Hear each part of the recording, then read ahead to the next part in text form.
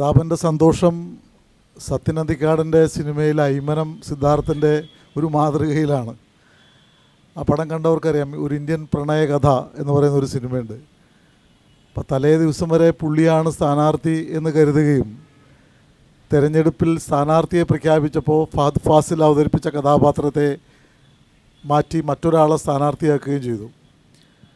അങ്ങനെ സ്ഥാനാർത്ഥി നിർണയത്തെക്കുറിച്ച് ചാനലുകാർ ചോദിച്ചപ്പോൾ ഫഹദ് ഫാസിൽ ക്യാമറയ്ക്ക് മുന്നിൽ പറഞ്ഞ അതേ അഭ്യാസമാണ് പ്രതാപൻ ഇവിടെ കാണിച്ചത്. അതിനപ്പുറത്ത് വേറെ ഒന്നുമില്ല. കാരണം 1.5 വർഷമായിട്ട് പ്രതാപൻ ഇവിടെ മത്സരിക്കും എന്ന്, ആദ്യം മത്സരിക്കില്ല എന്ന് പറഞ്ഞു, പിന്നെ മത്സരിക്കുമെന്ന് പറഞ്ഞു. നാടെമ്പാടും സ്നേഹയാത്ര നടത്തി, അദ്ദേഹം തന്നെ ചുമര് എഴുതിച്ചു, അദ്ദേഹം തന്നെ ഫ്ലെക്സ് വെച്ചു, അദ്ദേഹം തന്നെ പോസ്റ്റർ വെച്ചു. ഇപ്പോഴും എനിക്ക് തോന്നുന്നു തൃശ്ശൂർ ജില്ലയിൽ മണ്ഡലത്തിൽ പലയിടത്തും പ്രതാപൻ്റെ പോസ്റ്ററുകൾ നീക്കം ചെയ്തിട്ടില്ല. മുരളീധരൻ്റെ പുതിയ സ്ഥാനാർത്ഥിയുടെ ചിത്രങ്ങൾ വന്നു തുടങ്ങിയിട്ടില്ല. അപ്പോൾ വിശദീകരിക്കേണ്ടത് ഞങ്ങളല്ല, കോൺഗ്രസ്സാണ്.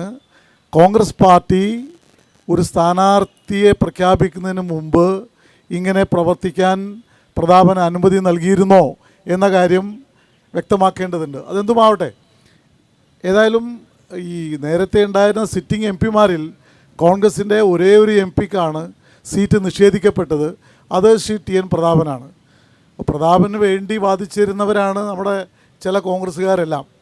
ഇപ്പോൾ പ്രതാപനെ മാറ്റിയതിനെക്കുറിച്ച് ന്യായീകരിക്കുന്നുണ്ട്. അപ്പം ഞങ്ങളെ സംബന്ധിച്ചിടത്തോളം, ഇടതുപക്ഷ ജനാധിപത്യ മുന്നണിയെ സംബന്ധിച്ചിടത്തോളം, ഈ നാടറിയുന്ന, ഈ നാടിൻ്റെ ഹൃദയസ്പന്ദനങ്ങൾ അറിയുന്ന സഖാവ് VS സുനിൽകുമാറാണ് ഈ മണ്ഡലത്തിലെ കരുത്തനായ സ്ഥാനാർത്ഥി. അദ്ദേഹത്തെ ജനം നെഞ്ചേറ്റു വാങ്ങിക്കഴിഞ്ഞു. ഈ പാർലമെൻറ്റ് മണ്ഡലത്തിൻ്റെ മുക്കിലും മൂലയിലും അദ്ദേഹത്തിന് ലഭിക്കുന്ന സ്വീകാര്യത വളരെ പ്രധാനപ്പെട്ടതാണ്. എന്ന് വെച്ചാൽ ഈ ശക്തരായ എതിരാളികളാണ് അക്കാര്യത്തിൽ ഇടതുമുന്നണിക്ക് സംശയമുണ്ടോ? അല്ല, മുരളീധരൻ, സുരേഷ് ഗോപി, ഒരു സ്ഥാനാർത്ഥിയുടെയും എന്താ പറയുക കരുത്ത് കുറച്ച് കാണിക്കാൻ ഞങ്ങൾ ആളല്ല. ഇപ്പോൾ സുരേഷ് ഗോപി ആയാലും മുരളീധരനായാലും ഒക്കെ തന്നെ, സുരേഷ് ഗോപി സിനിമയിൽ വളരെ പ്രസിദ്ധനായിട്ടുള്ള പ്രഗത്ഭനായിട്ടുള്ള ഒരു നടനാണ്. മുരളീധരൻ ഇപ്പോൾ രാഷ്ട്രീയത്തിലും പ്രമുഖനാണ്.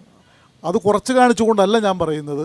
പക്ഷേ VS സുനിൽകുമാർ 3 തവണ MLA, 1 തവണ മന്ത്രി എന്നുള്ള നിലയിലെല്ലാം തന്നെ ഈ നാടിൻ്റെ എല്ലാ മേഖലകളിലും കടന്നു ചെല്ലുകയും സുപരിചിതനായിട്ടുള്ള, ജനങ്ങൾക്ക് പ്രാപ്യനായ, സ്വീകാര്യനായ ഒരു പൊതുപ്രവർത്തകൻ എന്നുള്ള തലത്തിലേക്ക് ഉയരുകയും ചെയ്തിട്ടുള്ള ഒരാളാണ്.